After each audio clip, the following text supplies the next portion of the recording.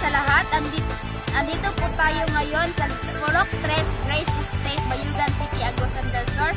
Mayroon po tayong tatanungin tungkol sa nagkabarilan raw kagabi. Mayroon daw mga putok ng barel kagabi. So mayroon po tayong tatanungin dito. Mayroon lang umaga po sa inyo, ma'am. Ano po ang iyong pangalan? Magandang umaga. Ako si Andrea Ilias. So magandang umaga rin po. Ano po ang iyong nasaksihan o nabalitaan base sa nagkabarilan o nagkaputukan kagabi? Narinig. Habang nasa bahay kami, narinig namin po ang parang baril. Tapos kinaamagahan, kasama ko ang aking ama. Pumunta kami sa taas sa aksidente. Nakita namin ang duguan na tao. Okay. So, ano po ang iyong balitaan na bakit may duguan na lalaki ba? Bakit niyo po nakita yung lalaking duguan?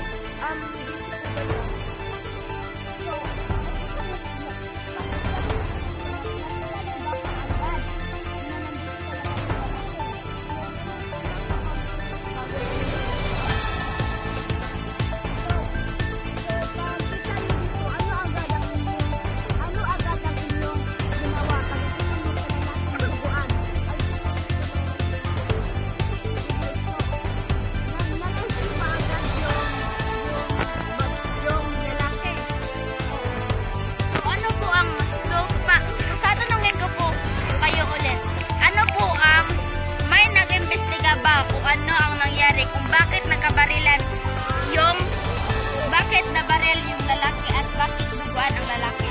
Opo. Ano po ang sanhi kung bakit duguan ang lalaki. Ang lalaki po kasi daw ay nagnakaw ng pera doon sa bumaril. So alam na trace na ba nila kung sino yung bumaril sa lalaki? Opo. So saan na po yung lalaki ngayon na bumaril? Nasa kulungan.